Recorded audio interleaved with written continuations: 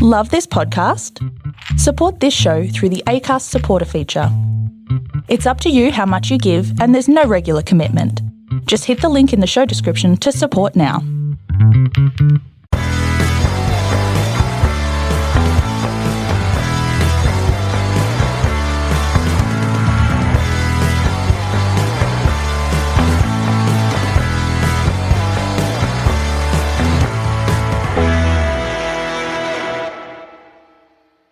Hi everyone, welcome to the Cognitive Recalibration Podcast. As always, I'm your host Shravan. We have our co-host Torrin here with us in Hobart. Hey everyone. So this is like take 4 of recording this because we've had issues with our recording software crashing, our microphones not working, our FaceTime disconnecting. All of this has happened. Weird shit's going on. Yeah, we don't know what's going on. Today we're discussing the Netflix series, The Haunting of Hill House.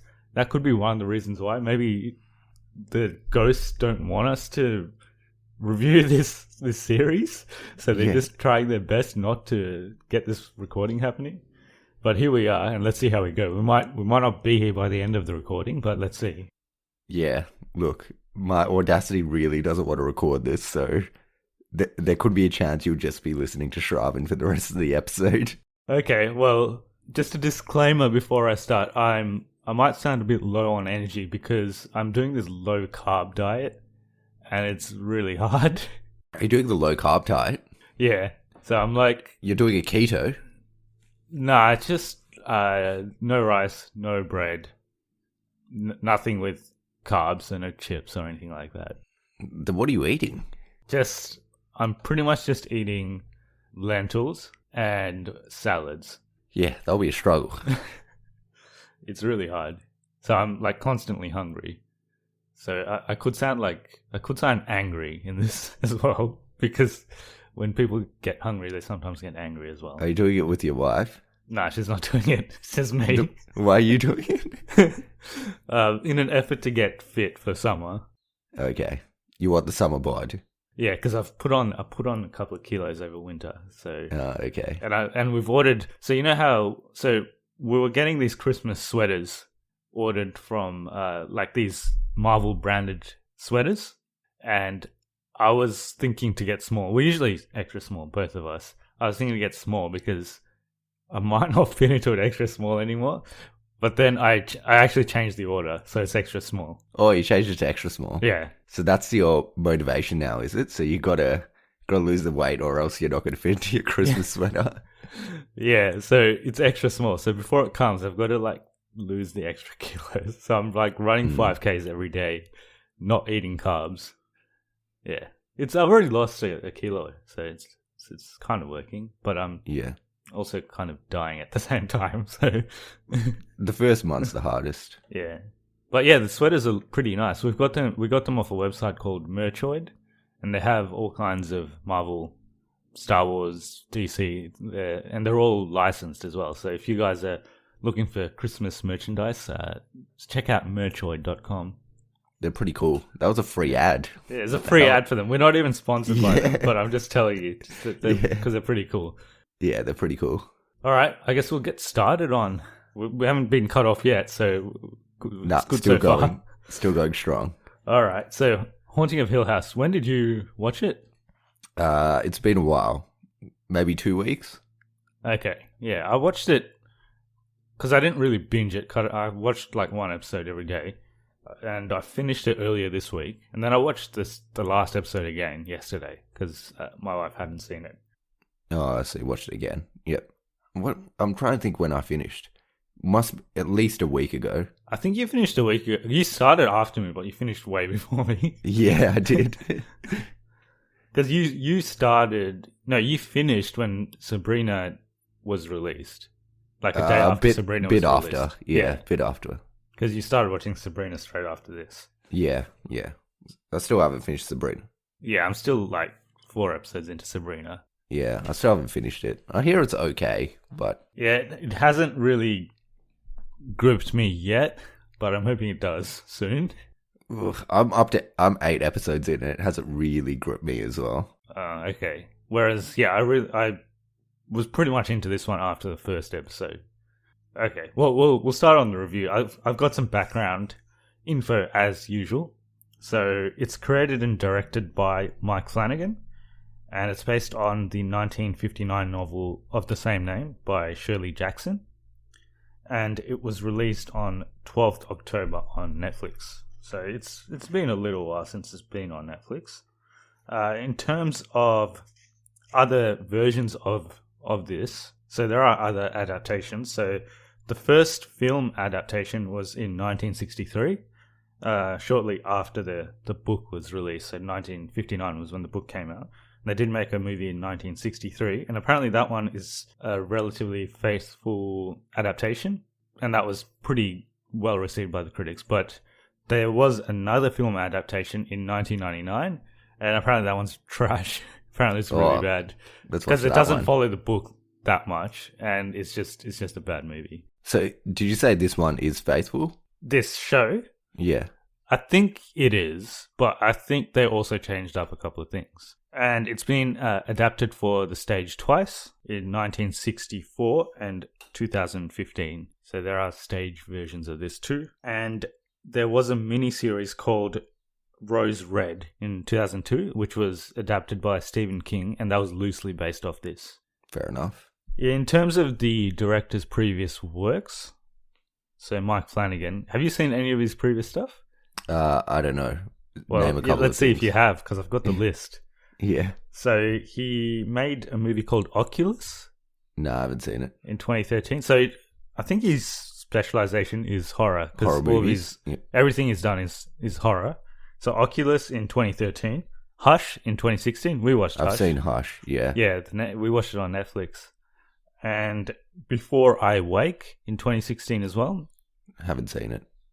Ouija Origin of Evil in 2016 as well. So he had a pretty big 2016. He had 3 movies in 2016.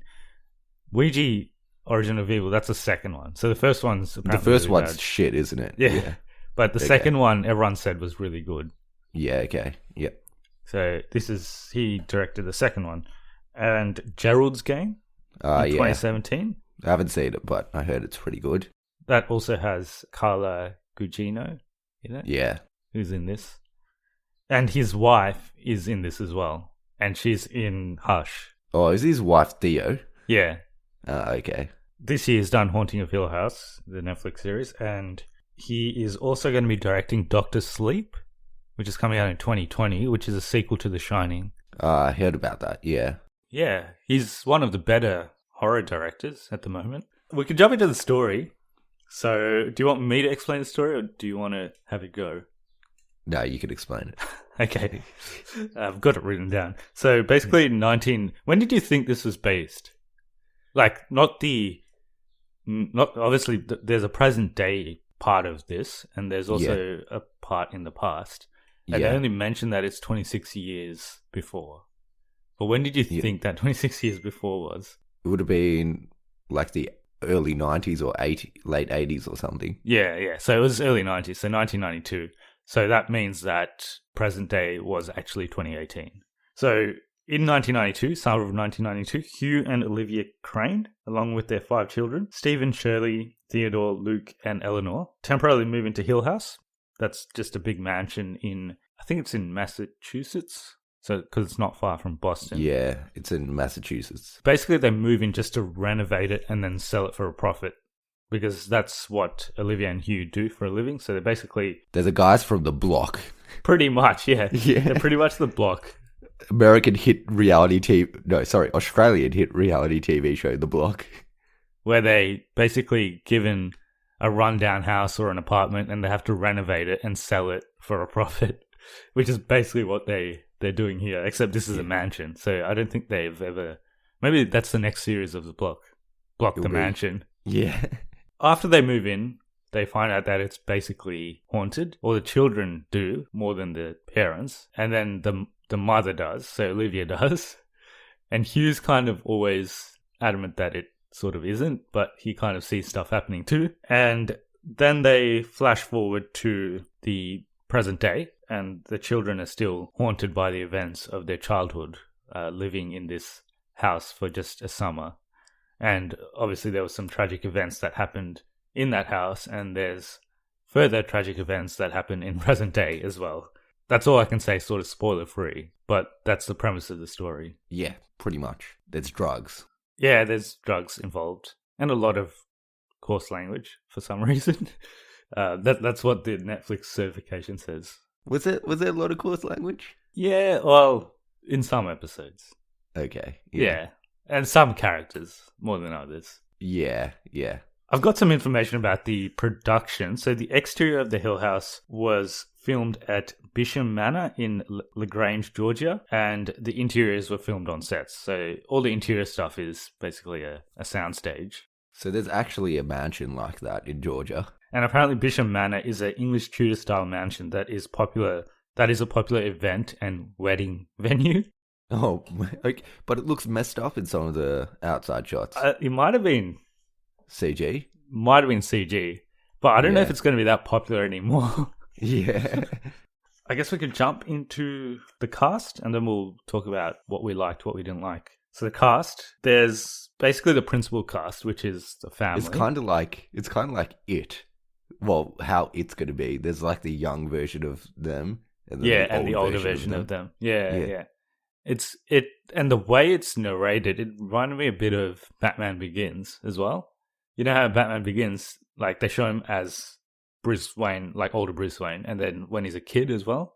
And the whole movie kind of flashes between when he's younger and older. And each episode's like concentrates on a different person. On a different, different character. Well, they do for 5 of them because there's 5 kids. So 5 of them. 6, I guess, if you add the dad as well.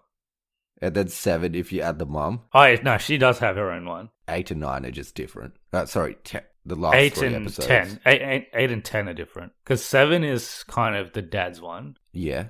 Or 9's the mum's one.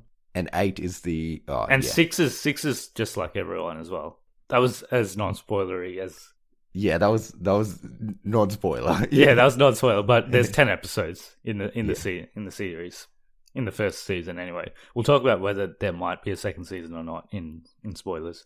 So the cast, the older child, I guess he's not the main. They're all kind of equally weighted, but a lot of the story does revolve around Steve, who's the older son and the older sibling. I feel like he's not the main character. Well, did you feel like he was the main character? I thought he was sort of the main character. I thought he was the main one out of the siblings. I thought Nell would have been the main one, actually. I think it's Steve because he does a lot of the narration as well, especially towards the end. You could say, yeah. But it's pretty evenly weighted. It is pretty evenly weighted. Clearly, like, he's clearly the main character or anything. So he's played by Michael Huseman. I don't know if you've seen him in anything else. He's got a really familiar face. Yeah, he looks familiar. I looked him up online afterwards, and I don't think I've seen anything with him in it.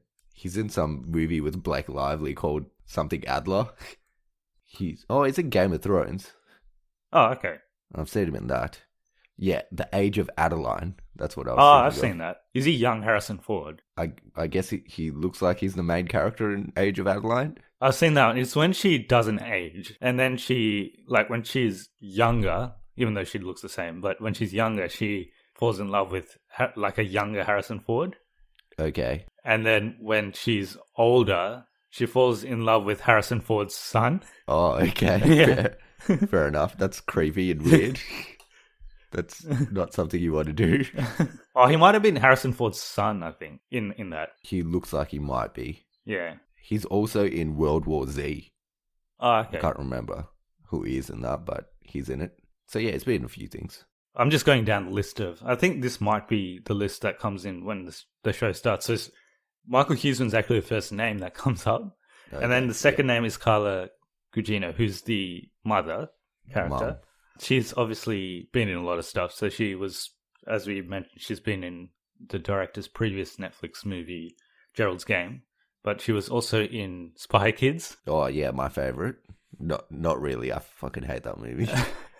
She was also in Mr. Popper's Penguins. Oh, I haven't seen that, but you love that, don't you? I watched that this week, so I was like, yeah. Is she the spy in Spy Kids? Is she one of the mum? Is she the mum? I think she's the mum, yeah. Okay. She's the mum, yeah. So she's married to Antonio Banderas. Yeah. And then there's Henry Thomas, who's the younger Hugh Crane, who's also in E.T. Yeah, as the young E.T. kid. Yeah. Yeah.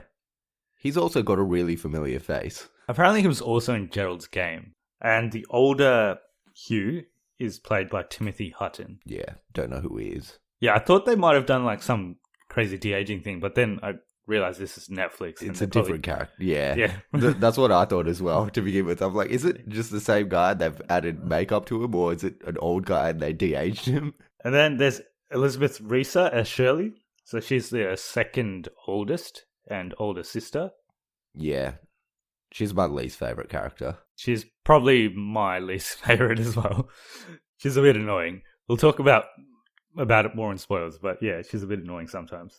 And the younger version of her is played by Lulu Wilson, who was in Annabelle Creation, and she was also in the Ouija that Mike Flanagan directed. Oh, okay. So she's been in a lot of horror stuff. And then there's Oliver Jackson Cohen, who was Luke. The young Luke or the old Luke? The old Luke. I don't have who the young Luke was. Does he look familiar to you, the young Luke? The young Luke? He looks like a standard 5-year-old kid with the glasses on. Yeah. Yeah. Like, just imagine a standard 5-year-old with glasses, and that's him. And then there's Kate Siegel, who was Theodora. Old version. Old version, yeah. Yeah. And the younger version of her was played by McKenna Grace, who was in She's that really movie. familiar. She was in that movie Gifted with Chris Evans. Oh, yep. And the youngest sibling, well, actually, the youngest are both Luke and Eleanor, because they're twins. But technically the youngest, is played by Victoria Pedretti, Eleanor. Yeah, I hadn't seen her in anything before. Yeah, I haven't seen her either. But yeah, we can quickly talk about the characters. So Steve is a successful author, and everyone kind of hates him for that. Yeah, he's a bit of a dick as well, though, which is why everyone hates him. But he drives around an S-Class, so he's pretty... Yeah, he's loaded, but he's a dick. He is not a great guy, but he kind of develops as the series goes on. Shirley, she does embalming? Embalmment? Yeah. When people die, she makes them look pretty. Yeah. Yeah. I think they're doing okay, but she keeps giving people heaps of discounts, so they're not doing all right because of that. Yeah. Her and her husband. So her and her husband own that business. And then we have, I guess this is in terms of how successful they are, because we have like both ends of the spectrum in terms of this. So we got Steve at the top, and then probably Shirley, and then probably Theodore or Theo. So she's done doctor. Yeah, she's a doctor. She did a PhD in, I think it's like psychology or something. Yeah. She also has this weird, it's pretty much like an X-Men. She's pretty much rogue. Like when she touches someone, she knows their history. Yeah, she's pretty much rogue from X-Men. It's really random because before that there's like nothing that supernatural about it, but it's just like, oh, she's got superpowers. Yeah. Yeah, well, actually all the three sisters apparently they have some supernatural abilities. What does the other sister have?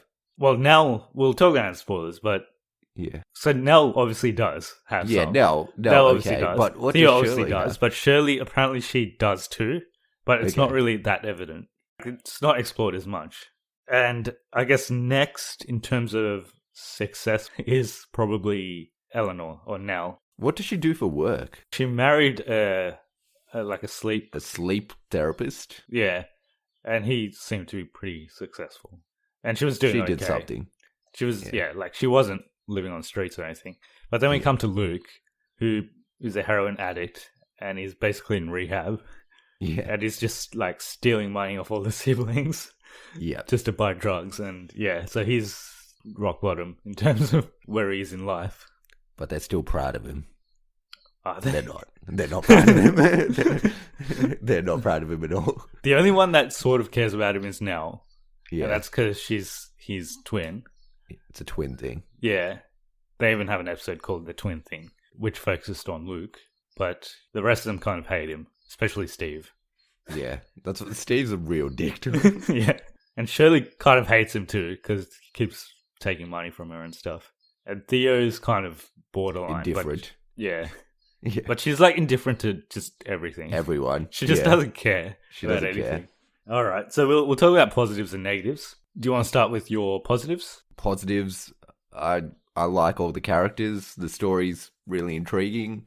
It's kind of gripping in a different way. It's probably not what you expect when you first go into it, but it's kind of emotional as well. So yeah, it's the main positive is the story, and there's one particular episode where the directing comes through really well as well. Yeah, I think I know which one you're talking about. Yeah. So yeah, you can tell that it's directed well. There's good cuts. Everything looks nice. No real problems overall. I'll just say the negative now as well. The negative I thought was it's not actually that scary. Although, if you go onto Facebook and stuff, they're like, oh, it's the scariest TV show ever made or something. Yeah, so I saw, I think it was a tweet or something, that they're like, oh, it's the scariest thing they've ever seen, and they couldn't stop vomiting afterwards. I'm like, yeah, well, I didn't actually find it that scary. No, it wasn't that scary. Well, maybe you'll find it scary, but yeah, that's the only negative I have for it. Everyone has different tolerance levels when it comes to horror movies or horror things, but it wasn't that. I felt like it was more just, like I said, intriguing in terms of the story, and like you want to know what happens next. But the scares aren't really that scary. Yeah, there's a couple of scares.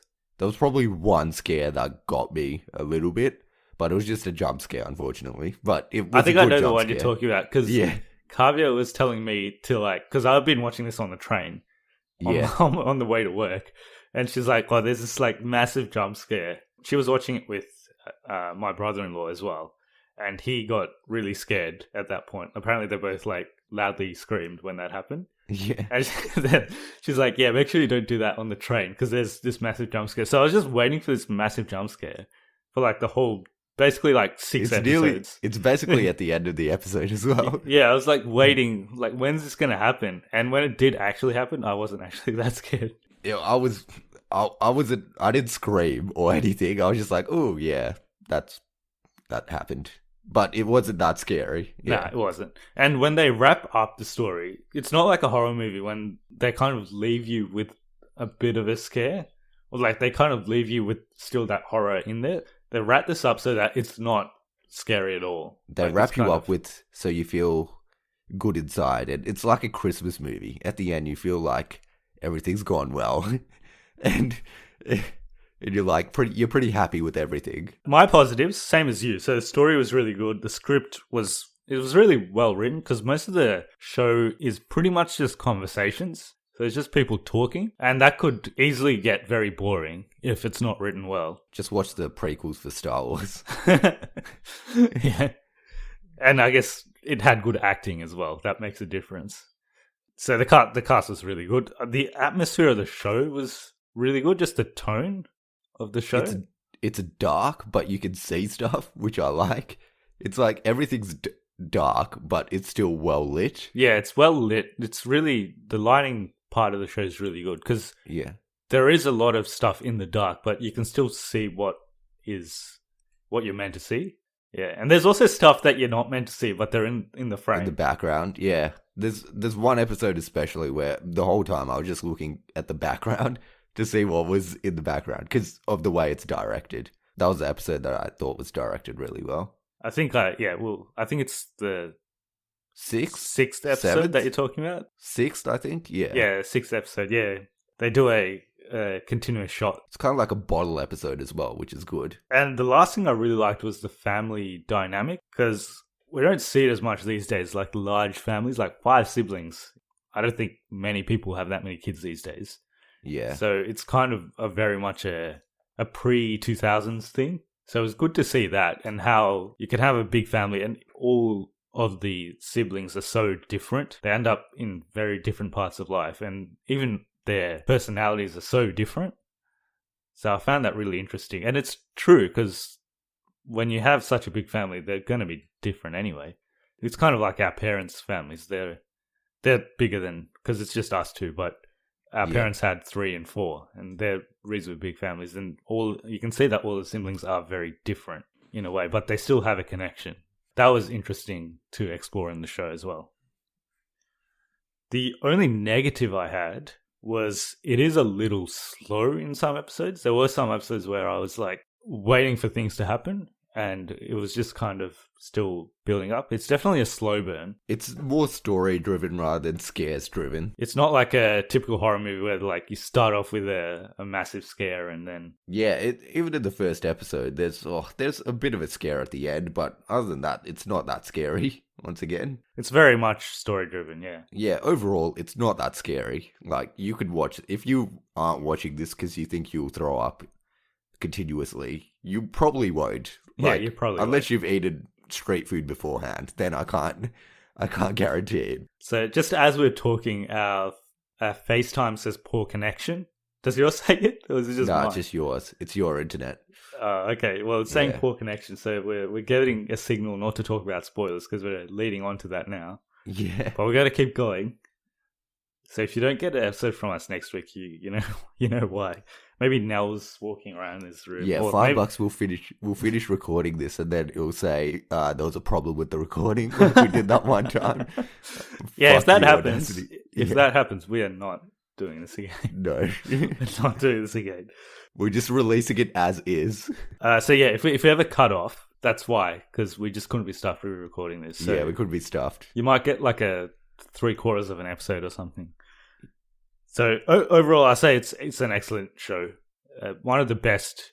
I think it's the best horror thing I've seen this year. I think it's the best show I've seen this year. I can't think of anything better that I've seen this year, TV show wise. Well, I haven't seen that many shows this year, but yeah, I think it's one of the best I've ever seen. Actually, it's one of the best Netflix I've seen, alongside Stranger Things. It's not as good as Stranger Things, but still good.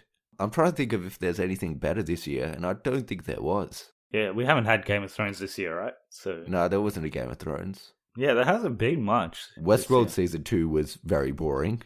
Okay. Well, I don't know. Some people like it. I thought it was boring. Trying to think, this Daredevil probably the best. Season 3? I haven't seen it. It could be good, but I don't think it's better than this. Yeah, I think it's definitely worth a watch. I would say, well, usually for movies we say watch on Netflix if it's sort of okay, but not worth watching in the cinema. But this is on Netflix, so yeah, I guess definitely watch it. Binge watch it right now. Yeah, binge watch on Netflix. Yeah. So yeah, definitely worth a watch. That's my rating. How about your rating? 58.2. Sounds like you enjoyed it, so I think that's a good rating. I don't know if I need to explain this again, but... Nah, don't explain it. Don't explain it? Okay. Don't explain it. If you're wondering what that rating actually means, just go and listen to one of our previous episodes. Yeah, from now on, we're never explaining it. Yeah. All right, we'll jump into spoilers. So, I'll talk about what I mentioned before. So, all the female members of the family having special abilities. So, I guess Nell's special ability is that she can still, after she dies, she can still go into the normal world and do her shit. And she can pass back into the past and everything. Yeah, so basically her ability is, even when she was a kid, I think, she could phase between time. Or she when she dreams, she can go to the future and stuff. And that's why she could see it. So the big thing with her is she keeps seeing this ghost called the bent neck lady. And that was haunting her for her whole life. And then you find out that it was the bent neck lady was actually her the whole time. So she dies by getting hung, and the bent neck lady is her. And she keeps seeing her throughout her life, haunting her. They don't show what happens to people after they get hanged as much. This was the first show or movie I've seen where they show, your neck's going to break if you get hanged, and you're going to get a bent neck. Yeah. Well, I guess it depends which angle you fall at, right? It's going to break either way. It's either going to break backwards. It'll break your neck, but I think she fell at an angle so that her head was sideways. So that's why she was bent. Because some people will just break their neck, but their head will still be straight, right? But it'll break backwards. Yeah. I think, they really researched that for this show. They probably used test dummies or real people. Yeah. Just a bunch of dead people that they threw off balconies. So apparently all the abilities that the 3 kids get, the 3 female members... The mum has all of them. The mum has... Because she has abilities She has the touch one, yeah. Yeah, so she has the touch one. She has the... I think she has the one how she can go between time as well. So Shirley's one, like you were asking. What's Shirley's one? So Shirley has the dream sleep. So her ability is the dream sleep and intuition. It's more explored when she's a child, but she talks in her sleep and she says stuff in her sleep. It's like very briefly explored in the first episode. So apparently that is one of her abilities. I can't remember it that well, but yeah. Yeah, but she obviously got the worst of the... She got the shit powers, yeah. Just because she's the shittest character. And Theo, like we said, she has the touch. She can touch people and... Theo joins the X-Men after this movie. Yeah. She's going to be in the MCU. This is actually connected. So yeah, that's what they explain. So Olivia she calls herself sensitive, and she kind of has, this is in the words of Mike Flanagan. So he says Olivia being sensitive, as she puts it, kind of having a type of emotionality that is supernatural in the way she possesses it, and that she would have passed it down to her daughters, each of them having gotten a splinter of that from her. Thea gets touch, Shirley gets dream sleep and the intuition, and Nell is able to look across time. So that's his explanation for it. Okay. Olivia being the mum. Olivia being the mum, yeah.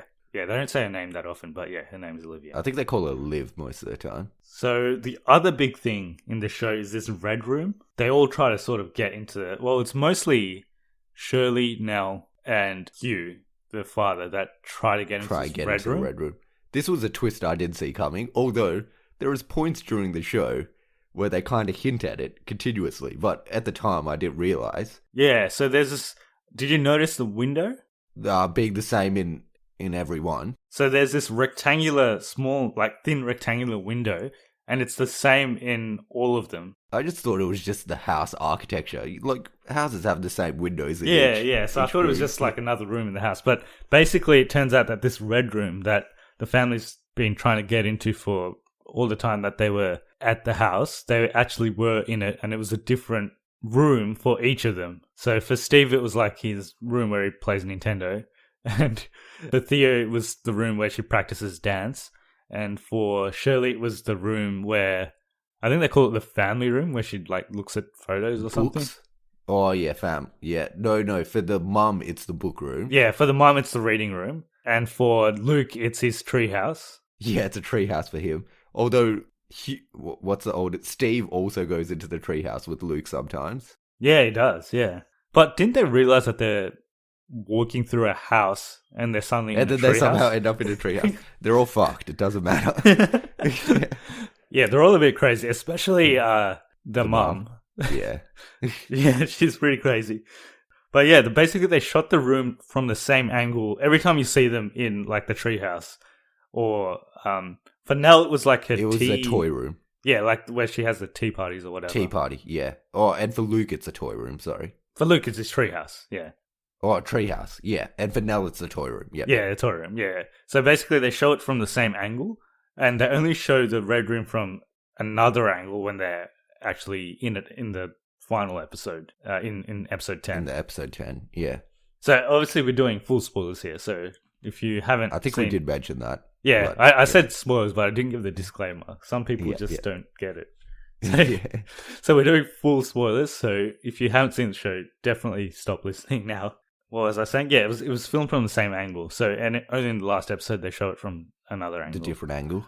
And basically, every character except Hugh goes into that room. Yeah, yep. Except at the end, where Hugh goes in. And the reason for that is also from director Mike Flanagan. So Hugh couldn't get into that room because he exerted physical force on the house when he was basically fixing the house because he was doing all the physical stuff. And the house, it likes to take you a sense of security and comfort. And he's good at like fixing stuff. So it makes him feel pretty bad because he can't even open a door. So it doesn't let him in because that's what it does for the other kids as well. Like it takes away because it makes them see all these ghosts and stuff. So they're never really secure in that house. Also, do you get the parts when all the kids are like, "Oh, it's in the game room," and they're like, "In the what?" Yeah, and yeah, there's another part when she's like, when Olivia's like, oh, "I'm gonna go to the reading room," and they're like, "What reading room?" But they all think they're just joking around. They're all like, "Oh, and she's just messing." Like even at the start when Steve's like, "Have you checked the treehouse?" And then the mum's like, "Oh, he's just messing." Oh yeah, that's right. Yeah, he's like, "Have you checked the treehouse?" It's just like, "Yeah, sure." We have a treehouse. The interesting part is when Theo's in that room, and then Shirley and Nell are trying to get in. How did she get into that room? Like, there's only one door. So she must have come through that door, right? Yeah. So why was she surprised when someone was trying to get in? Or like, I think it's because they were like messing with the lock. I don't know, Yeah. actually. Yeah. but I'm pretty sure she would have come through that door. Yeah. Yeah. But yeah, was there anything else we need? I was going to say something about the red room, but I forgot. About the red room? Well, they all die in it. Except Nell. And except the dad. Actually, none of them died in it except for that little girl. The random girl dies in it. Everyone else dies somewhere else. Yeah, everyone else dies somewhere else, yeah. Basically, the mum goes crazy at one stage. And she kills... So this is in episode 9, where... She holds a tea party. So basically that episode all revolves around her. And that episode's all in the past as well. They don't switch to the present at any stage. Yeah, because the mum's dead in the present. So basically they talk about what happened to her. And she starts seeing these ghosts as well. She sees Poppy Hill, who's the crazy lady. That William Hill... So he was crazy as well, because he went to a mental asylum. And he meets her at the mental asylum, and they fell in love, and they got married. And basically, she was under the impression that to protect her children, she had to kill them. Yeah, and basically. She passes that notion on to Olivia as well. Because there's one stage where Olivia says she doesn't want Nell and Luke to grow up, and she like wants to freeze time or something. And then she starts getting all these... She sees Luke dead, older Luke dead, and she sees Nell dead as well. Yeah, because she can see through time. So she sees both of them, and then she starts going crazy, pretty much, and trying to kill them, yeah, pretty much. And then she talks to Poppy, and then Poppy kind of says stuff that she's seeing as well. And then, yeah, she makes tea out of rat poison. Which is the key ingredient in tea, if you haven't tried it yet. It brings out the taste. Yeah. Bad thing is you can only have it once, though. Yeah. So Abigail, did you think she was a real person or a ghost? No, not until she died. I'm like, oh shit, she's real. Yeah. Because I thought she was real at one point in the story when the Dudleys... So the Dudleys are workers that work at this house. They explain that they have a daughter. That was in the same episode, though. That's when I realized as well. Oh, yeah, that's right. Yeah, it was in the same episode. She's like, I would never let my child come near this place. And that's why she's homeschooled and all of that. And Luke only ever sees her, like, at the edge of the property. So that sort of made sense. But yeah, like, throughout the whole season, I thought it was just a ghost as well. But yeah, she wasn't. Well, she is at the end. Yeah, she is. She becomes a ghost, yeah. Yeah, and that's why Luke sees her when they're leaving the house as well. Yep. But yeah, there's heaps of ghosts. I'll explain some of the ghosts. So Bent Neck Lady we've already talked about. And basically, Bent Neck Lady is a good ghost because she helps them. And she like sends messages throughout the show as well, like after Nell dies. Because there's a part in the 6th episode when they're all like... arguing. And yeah, there's a part where Steve and Hugh get into like an argument. And Steve was something like, oh, the wrong parent died or something. And then her coffin just falls. So she like sends a message. And then the part you were talking about, the jump scare, I'm pretty sure this is the one you're talking about, when Shirley and Theo are driving. Yeah. And they're like arguing. And then she just comes out in between them. Puts the head between. Are we there yet? But I think what she was trying to do there was warn them not to go to Hill House. But they go anyway. Yeah, they go anyway. Yeah. I don't know why they go, though. Because they're told by Steve and Hugh not to go as well. Yeah, but they go anyway. Because they're rebels. Rebels without a cause. And basically, Nell's death, or Nell's ghost, it brings them together as well. So before that, they're kind of all doing their own thing. And they're not, like, confronting because they're still seeing stuff. And they're not really confronting it. They're kind of just trying to live with it rather than confronting their inner demons, I guess. Nell is basically Nick Fury. She brings together the Avengers. Yeah, because after the first episode, you said like it's like the Avengers. Yeah, I'm like, I feel like this is the Avengers. It's like the origin stories first, and then they get into Avengers territory. But instead of having superpowers, they're all got mental issues. Yeah. And then there's Olivia's ghost, who's actually... So we see Olivia's ghost in 2 forms. There's the form that Hugh sees. No, I think that's not an actual ghost. That's not an actual just ghost. his Yeah, that's imagination. so that's just his coping mechanism. So he creates Olivia, and he like talks to her, but no one else sees her. So it's only him, and that's his own imagination that he puts out there. And then there's the actual ghost of Olivia, who's the creepy crawly lady. Yes, yeah. So she crawls around in Shirley's house at one stage. Yeah. And she's also trying to get the kids to come to the house constantly. So Luke sees her with the hat, and like she opens her eyes and they're all white, if you remember that, in his episode. Yep. And that's when he's walking around barefoot in the middle of, I think it's San Fran. Where does he live? Is it San Fran? It's East Coast. No, it's Boston, I think. No. Actually, you're right. It's West Coast. He lives in San Fran with Nell and Luke. Yeah, that's right. Yeah, and Shirley lives in Massachusetts, and Theo lives with Shirley. Who else sees her? I think does Theo see her at any stage? Theo and Hugh see her when she creepy crawls at Shirley's house. Oh, yeah. And Nell sees her when she comes back to Hill House. Yeah, well, she sees everyone when she comes back to Hill House. Yeah, well, no one is real except her.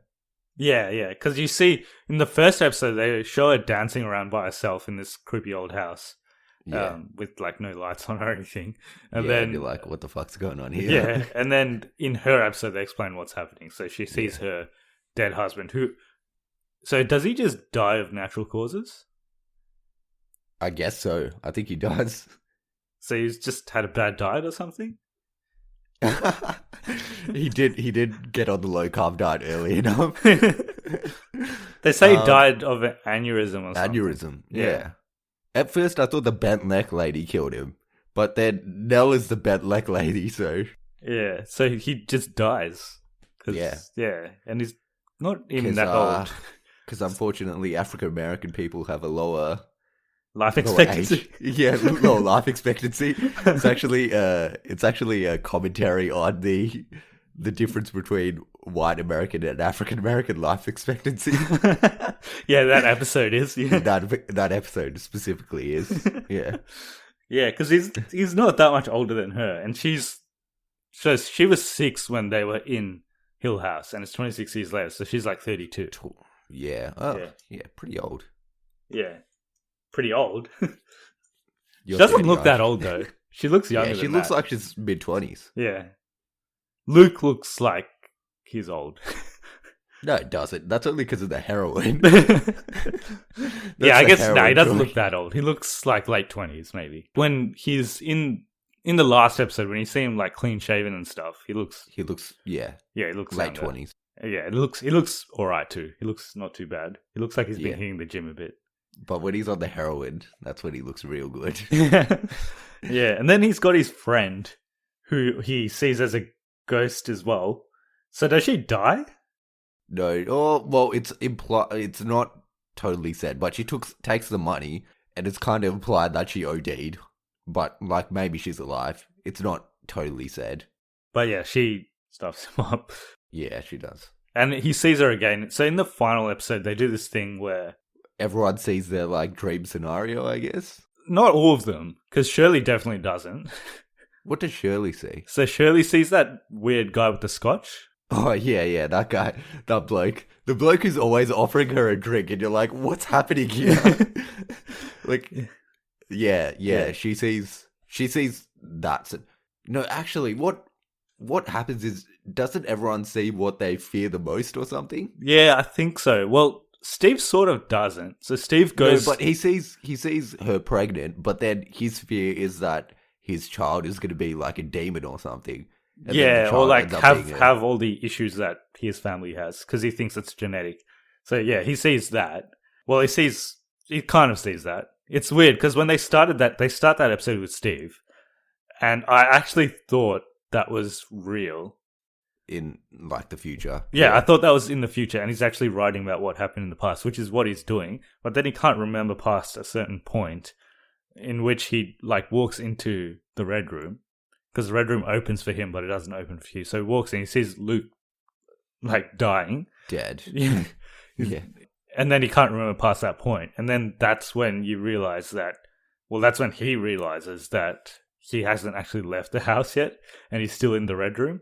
And this is all a dream. And it's always Poppy. You know, Poppy, like she touches it when they go into the dream. Yeah, she's got powers like, oh, it reminded me of someone who's got the sleeping powers. Oh, it's Scarlet Witch in Age of Ultron. Do you know when she comes up behind them and like she shows them all their dream scenarios? No, and then Mantis she can make you sleep. Yeah. It's like, yeah, if you combine Scarlet Witch and Mantis, that's Poppy. That's Poppy, yeah. So it is the Avengers. Just a weird version. And then there's, like, the last episode is just a series of dream sequences for half of it. So, and Luke has two. So he has the one where he sees Joey, his drug addict friend. Then he has another one where he's about to die, or he basically has died, and he's in the red room with Little Nell and Abigail. And they're having a tea party. And then Olivia's trying to convince him to stay, and then Nell's like, go. Yeah. Nell becomes big, and then she says... Yeah, so basically Nell saves them from all of those dreams. So yeah, Nell wakes them up. She's like the opposite of Poppy. Yeah, she's the opposite of Poppy, yeah. So she wakes them up from this. So she wakes up Steve. So Shirley has this sequence about where she had an affair with this guy, or like just a one-night stand with this guy. The Scotch dude. Yeah. And then she also sees herself dead. Like she sees her own funeral. Is she embalming herself or something?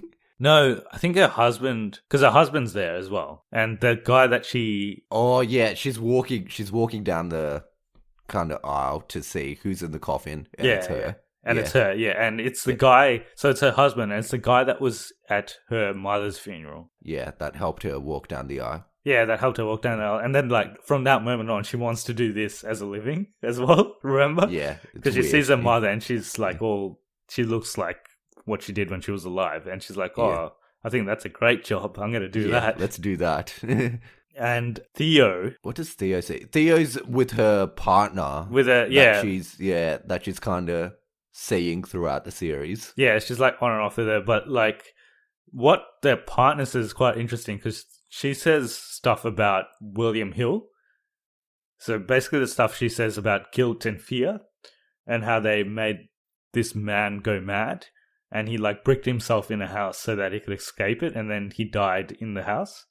So that's referring to William Hill. Yeah, the guy they find in the wall. Yeah, and that's the tall dude. Oh, the guy with the hat. Yeah, the guy with the hat. The guy with the hat that somehow always walks backwards. He never wants to walk forwards. He's always walking backwards. He sometimes walks forwards, doesn't he? Most of the time it's backwards. Most of the time he's facing away from the characters. But basically it's implied. So there's a lot of sort of subtle hints at this. So he married Poppy, and Poppy killed him. No, Poppy killed... It's implied that Poppy killed all their kids. Yeah. Because she was crazy. But it's implied that he had an affair as well. Because there's a part where Poppy says... She's talking to Olivia and she's like, oh, William will really like you. Will really like you or something. And there's a part with the Dudley, the Horace... I think it's Horace? The guy, Dudley? The one that works. Yeah. That one that helps Steve. And he has this monologue about his family.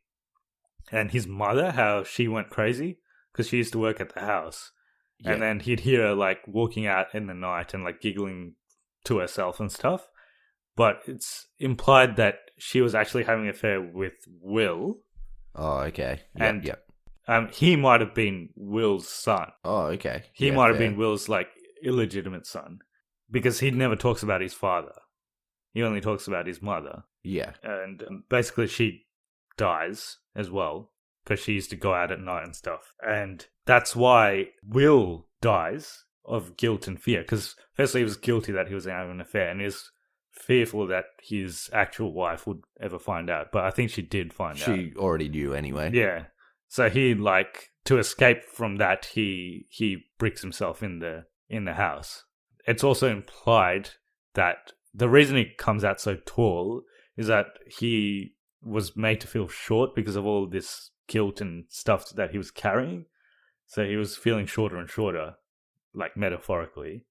I don't know how tall he actually was, but that's why when he dies and he becomes a ghost, he's tall. They do say that in the show at some point.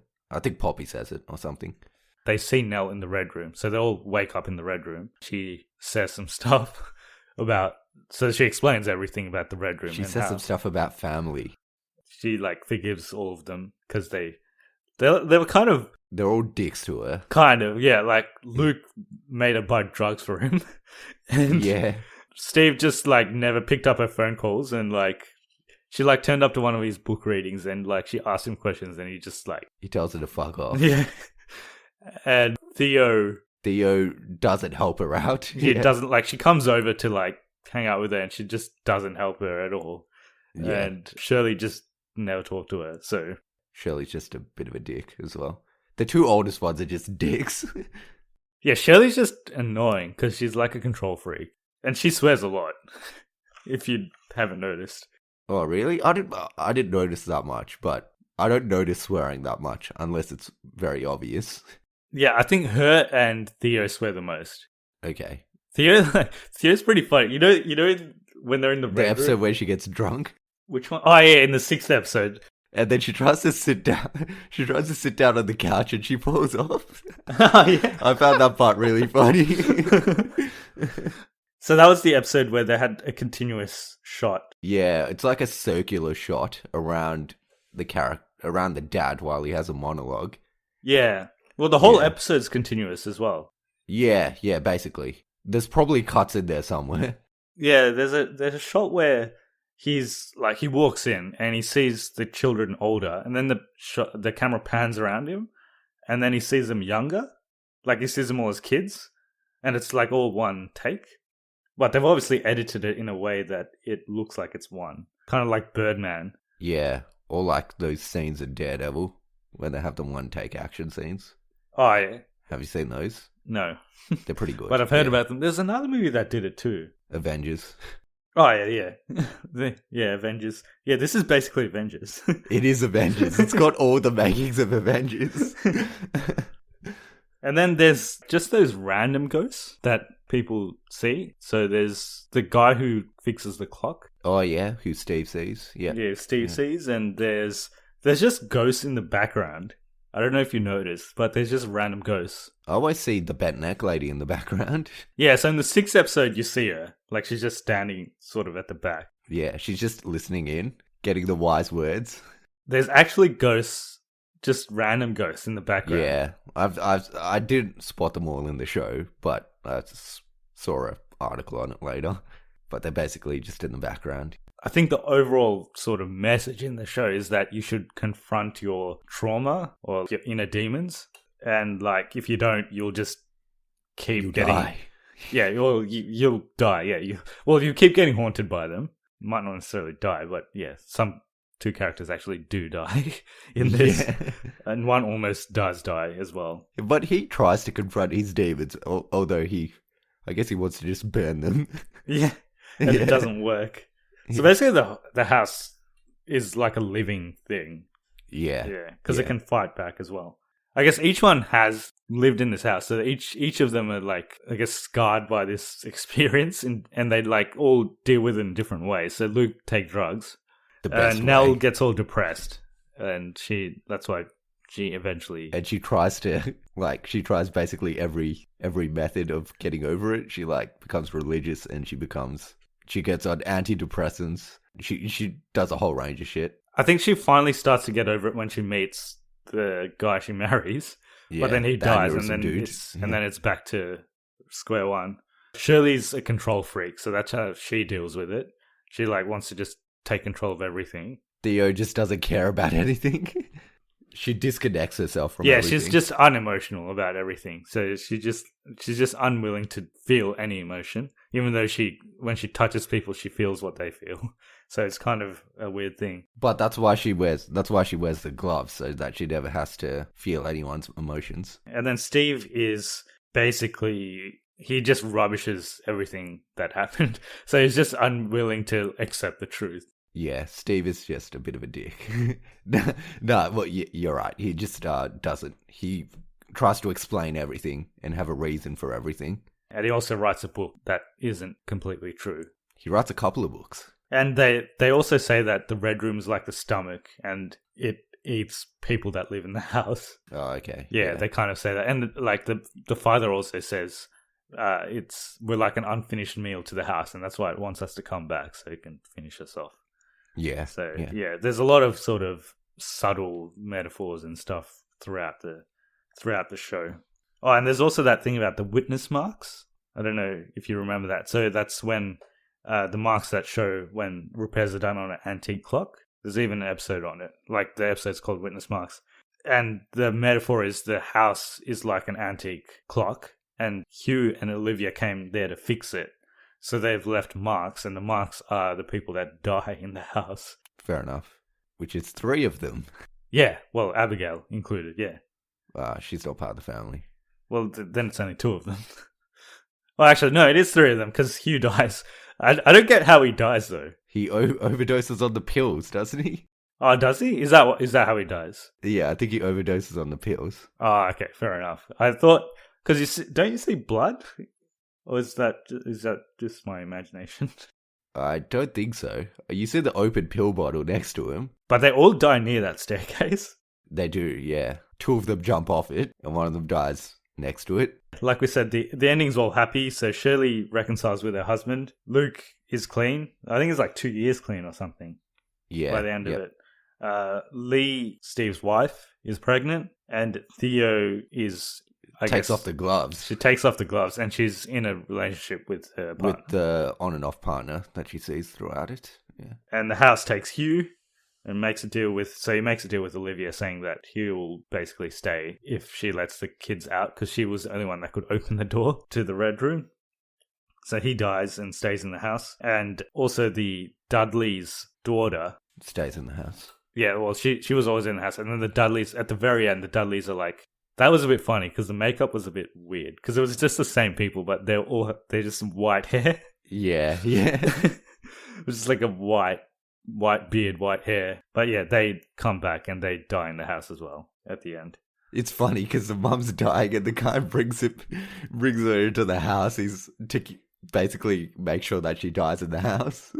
It like carries her through the forest. Carries her through the forest to make sure she dies in the house. But basically the ending, so what happened is what actually happened. So they are all happy and celebrating and everything's fine, like a Christmas movie. But Mike Flanagan actually wanted to do another ending. So the original ending was the same thing, the same scene, but in the back you see the rectangular window. Oh, okay. So they're all still in the Red Room? Yeah, and it was all a dream. Like, this is all a dream sequence. So they're all actually in the Red Room.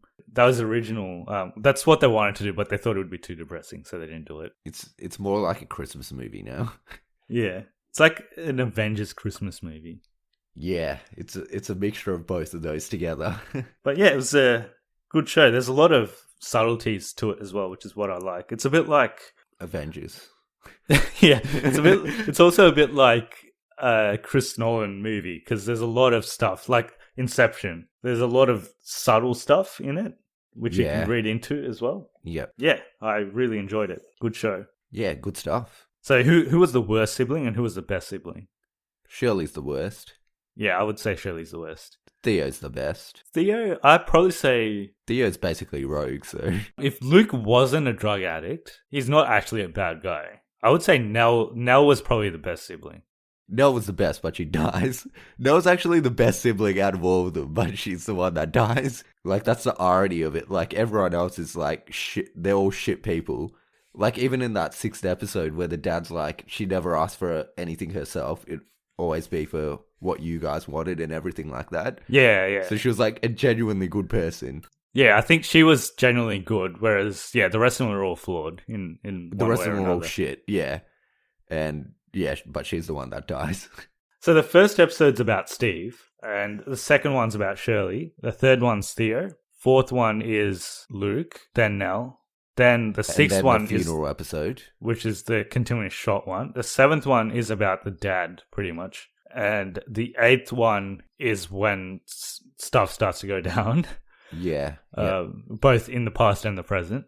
Because in the I think it's at the end of the 8th one you see her in the Red Room, or you see Hugh running into the Red Room at the very end, and the door's open, which is when he's running in and he sees... Yeah, the tea party. Yeah, he sees the tea parties, but they don't show the tea party part. They just show him running into the room.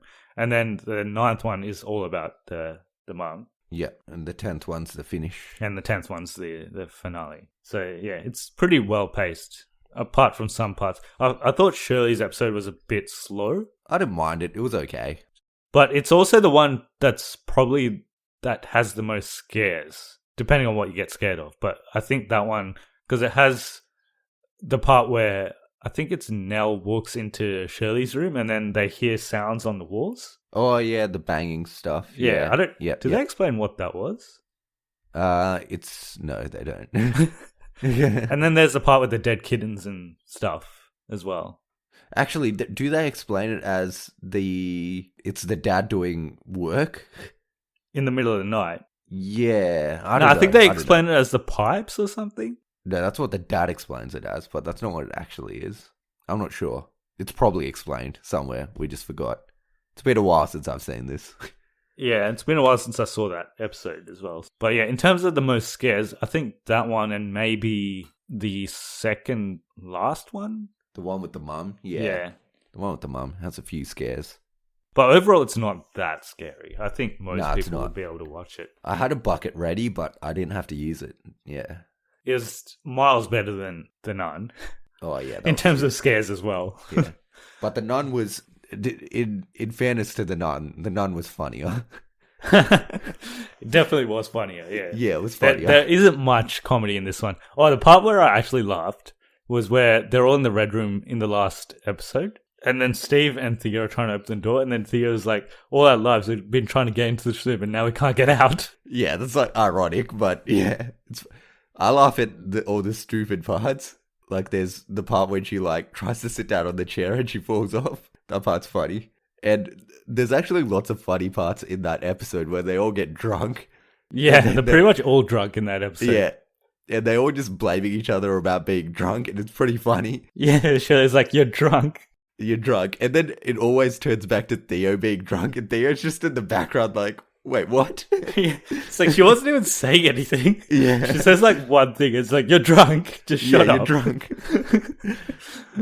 So season 2, Mike Flanagan said that in terms of what he thought of the story, this was it. So he hasn't planned for a season 2. And that kind of makes sense because it doesn't really look like it's kind of ended in a way. It doesn't really need a season 2. Yeah, it doesn't really need it. So I'd be happy with just this. But I can see Netflix, because this is probably the most popular show of this year on Netflix.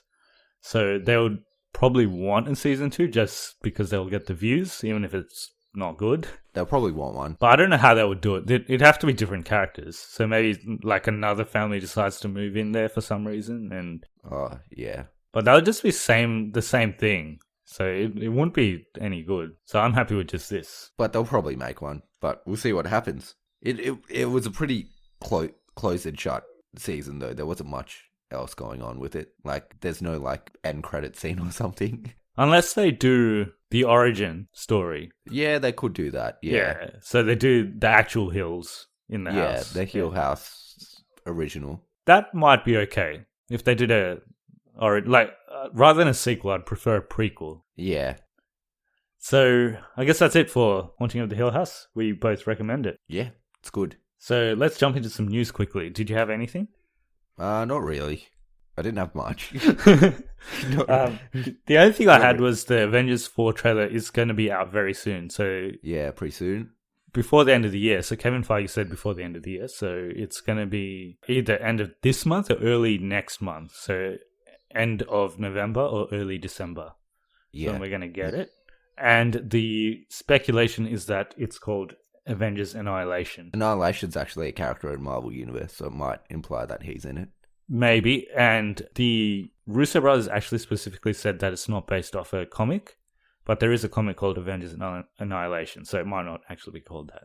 But they could have lied. Yeah, they could have, as they do. I did watch, I'm still keeping up with Titans. Oh, yes. Give us a Titans update. So I've seen 4 episodes now.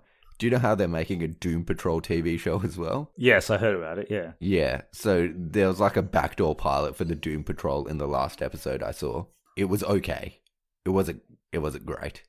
So how is it so far? Is it worth a watch or? It's been a bit boring, to be honest. Okay. I found it a bit boring for the last couple of episodes. The first two were good. Third one was boring. And the fourth one, even though it had the Doom Patrol in it, it was a bit boring. But it was okay. It's still worth a watch, depending on where it goes from here. I think the next episode is where they join together and become the Teen Titans. The Titans. Oh, so they still haven't joined up yet? No.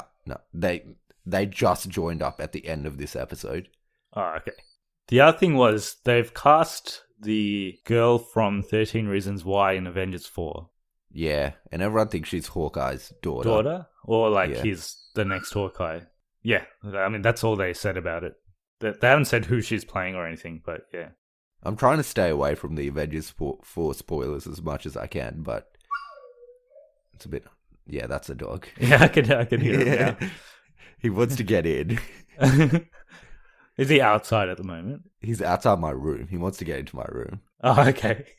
He's like, what are you talking about? Who are you talking to? He likes to be involved. I'll let him in soon. Well, we're almost done here. So, I don't think there was much other news. Apparently, early reactions of Fantastic Beasts are out. I don't know if they're positive or negative. I do want a good Harry Potter movie, though, so... Like, I want it to be good, but I just have a feeling it's not going to be that good. It's the Johnny Depp factor that could ruin it, yeah. No, I do want it to be good, but it's just that it just feels like too much of a cash grab. So Yeah. I'm just cautious about it. But yeah, like the story's there. Like they can make a good movie on it. So I'm hoping it's good. Whereas our previous guest, Kiriti, he really doesn't want to watch it. He hated it, yeah. Yeah. If people want to contact us, they can contact us on Twitter, email, or Instagram. And what are our handles for each of those? So Twitter's at C Recalibration, Instagram's and Facebook's Cognitive Recalibration. And what's the other one? Email's Cognitive Recalibration Podcast at gmail.com. Oh, and I just wanted to say, we've previously said that we'd do some reviews that we actually never did. So I think we did say we were going to do a Predator review. I did watch Predator. Yeah, I mean, I didn't watch it, but you did watch it and you said it wasn't very good. It was pretty shit. Not worth reviewing. It's not really bad, but it's not good. Yeah. So I guess that's our review of it. So it's not very good. So that's the review for Predator, guys. Yeah. And we did also say we'd do a review of Christopher Robin, which I did watch, and it is pretty good. In my ratings, I would say watch it on your streaming service when it comes out because it's decent. It's a good kids movie, but I would still say the best movie with a friendly bear is Paddington. It's The Revenant. It's definitely, well, he's not friendly. Yeah. What did you say it was? Paddington. Paddington. Okay. Yeah. It's Paddington's probably still better. Close second, Revenant. Yeah, Paddington 2 is probably still the best movie I've ever seen. The best movie I've ever seen is Spy Kids 4, the one with Jessica Alba. Yeah. And so we're on all podcasting platforms now, so you can find us on any of those. I also wanted to mention that we are getting our copy of Batman the Animated Series on Blu-ray, the limited edition. So I'll put some pictures of that on our Facebook and Instagram pages when we get it. Cool. Yeah. We'll also put something up on our Christmas sweaters as well when we get those. Yeah. Yeah, because they're pretty cool. You can see Strahlen with his summer bod. Yeah. Summer bod knocking out those Christmas sweaters. So I guess that's it for this week. Hopefully you enjoyed our review of Haunting of Hill House. We've made it till the end. We're not dead yet. Yeah, but let's see how this recording turns out. If it cuts out in the middle, then you know why. Yeah, hopefully it's all good. Hopefully you've heard us till this point. And we'll see you next week for another episode of Cognitive Recalibration. See ya. See ya.